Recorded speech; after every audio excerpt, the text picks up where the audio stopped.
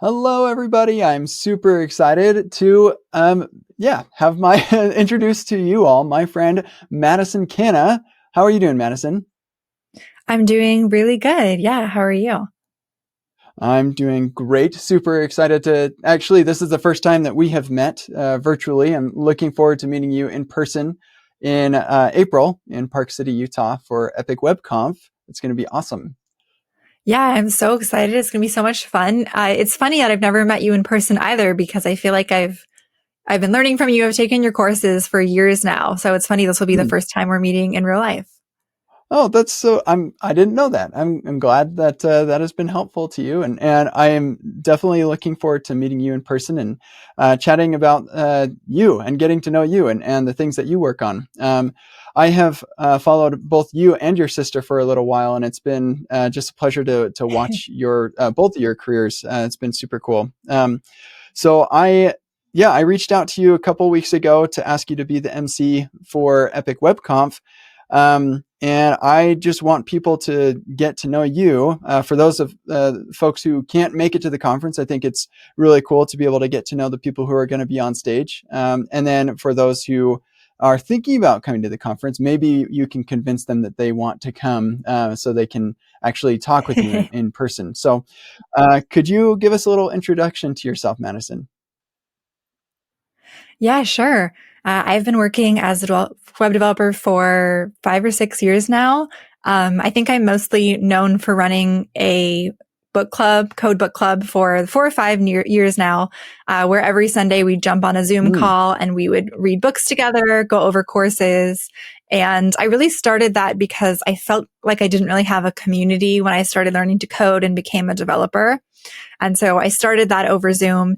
Zoom has been really fun, but I'm also super excited for this in-person conference that we've been talking about just because, Zoom is great, but also just there's something about being with people. And now that COVID is over, I'm really, really excited to get back to conferences and meeting people in real life. But yeah, that's just a little bit about me. that is super cool. Where did you get the idea to put together a book club to meet every Sunday? Yeah, I remember I was on, Reddit or on Twitter, and I realized once I got my first programming internship, I realized there was so much more that I still needed to learn, and I felt like I was learning alone quite often. So I'd be sitting at home on the Hmm. weekends. I didn't really know anyone in my area, and so I just figured maybe I could do some sort of book club and started off with a JavaScript book. I had two friends who were doing it with me, and then the day before we were supposed to start reading the book, they both were just like, we don't have time for this. And so they both bowed out. Hmm. And so I just thought, what if Hmm. I tweeted it out? And I know almost no one followed me on Twitter really at the time, some people, but then a bunch of people replied and said, we're also trying to learn more on the weekends or after work and things like that. We'd like to join. And then it kind of just went from there. That is super cool. I love that idea. I um, I have found something similar to what you described, where people will be all gung ho about learning together, or even like I've noticed this not just in learning, but also in open source. There'll be a group of us who are like, okay, we're going to build this thing and it's going to be amazing, and then uh, you just over time life gets in the way and commitments kind of falter a little bit. So I think it's really admirable that when that happened to your friends, that you just said, hey, let's actually do this for real and like open it up to more people. And I guess that how long did you say you've been running this book club? Started in January 2020. So I guess Wow. I'm like trying to calculate because it just seems like it's been such a long time. Yeah, yeah, 4 years now. That is very impressive to keep anything going for that long. So uh, that is commendable effort. Very cool. And you said you talk about like books, but also courses and anything else. Like, is it all around web development, or is there like a particular topic that you're typically talking about? Yeah, I think it was a lot of JavaScript. There was also some Python. There's been people who started other clubs within our Discord too. There was people learning Java, which Mm. I know nothing about. And then recently we had gone over, Mhm. like last year, we went over cracking the coding interview in JavaScript and TypeScript problems. And we really tried to focus on interviewing since it was such a rough year in tech. So we jumped on and we did a lot of mob programming. Mm. So everyone gets on and tackles a certain leak code problem, working through it all together, trying to stay accountable, which can be really hard to do online. Yeah, that accountability is a big part of what makes those types of groups so useful. It's like you're not really doing a whole lot that you can't just do by yourself, right? Like you can read the book by yourself. You can't really have the discussion and share those thoughts by yourself. Yeah, absolutely. But like at least having somebody that is expecting you to have read or to have gone through the particular exercise or whatever just makes you so much more likely to actually do it. Yeah, absolutely. I think we've read 6 or 7 books at this point, and I just, in the Whoa. last 4 years, I would have never shown up at all if I wasn't actually part of the club, if there wasn't these people kind of expecting me. Hmm. Then I don't think I would have read any of those books or done any of those leak code problems, right? Because it's really Mm. hard to motivate yourself when you're just completely on your own sometimes. Yeah, that is such a life hack to kind of commit yourself to something. That is absolutely the way that I work. I'll schedule a workshop and then like, oh shoot, I've got to prepare this workshop now. So like it definitely helps to have something to hold you accountable, something external to yourself, making commitments and things. I think that is a really awesome thing that you've done. Um, so with the emceeing at the conference, I've never emceed before. I don't know whether you have before, but what are some of the things that you're hoping to accomplish as an MC at the conference? I think the main thing will be just making sure everyone has a fantastic time. I want to meet every single person that's there, just making sure everyone has an amazing experience, really. Very cool. So you're not just an MC when you're on the stage, but you want to like talk with people and meet people throughout the event. Yes, absolutely. I will be everywhere. I feel like, I don't know if you can relate to this, but I'm quite an introvert and all my friends and family know that I don't really like to go out.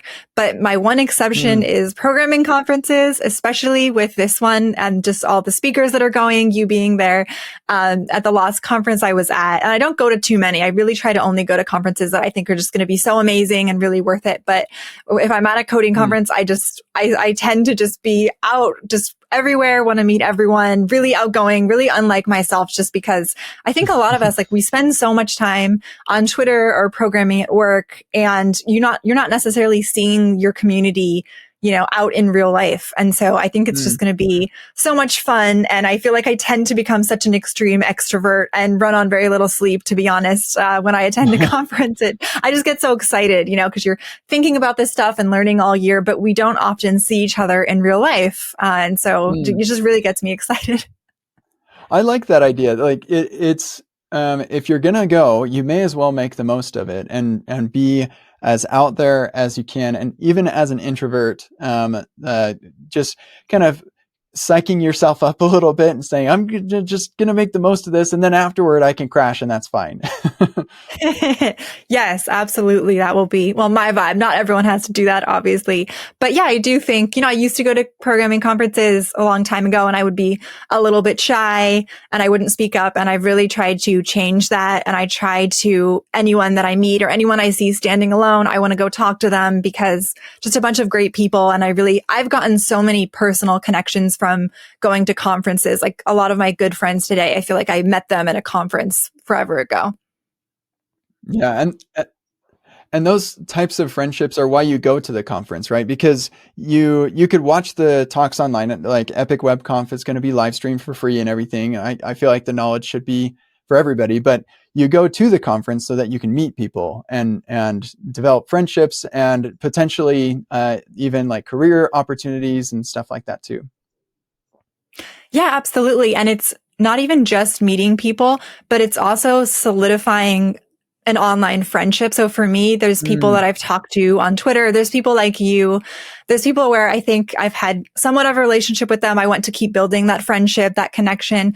And when you actually go see them in real life and you have these shared experiences, there's something that makes it feel, much more real, much more solidified, a real connection rather than just, online, which is great. But I think there's something that really deepens connection so much with this gathering in person. 100%. I can't agree more. It's very interesting when you have a friend online and then you meet them in person and then you go back to the online relationship because like you don't stay forever, right? So you go back to the online version of the relationship, but that relationship is totally changed and you start reading their posts in their voice and like it's just so much easier to interact with that person online after you've met them in person. Yeah, absolutely. It feels like it's become real and you feel like you truly do know them and something feels so solidified. And there's been so many people, I would talk to them on Twitter or in some fashion on the internet. And I would feel like we're connecting, but then really meeting in real life feels like the thing to really solidify that. Yeah. Mhm. Yeah. So, Madison, what are some of the things that you're hoping people come and talk with you about at the conference or that you're hoping to talk with other people about while you're there? Oh my gosh. Yeah. So many things. Well, Salt Lake City, a bit off topic, but I mean, I've never been to Utah before. So I'm just super Ooh. excited to experience that. Mhm. Definitely community building, web development, React. I know there's a lot of talk about React right now. I'm using React at work recently. I love React. I'm a big fan. All Mm. sorts of things. Testing too. I was at work recently. I was kind of put in charge of overseeing more of our testing stuff. And I actually, one of the first courses I bought forever ago was your testing course, which really helped Oh, me at cool. work. So yeah, a bunch of different things really. Very good. Yeah. So, folks, Madison wants to talk to you. Come to the conference and talk to Madison.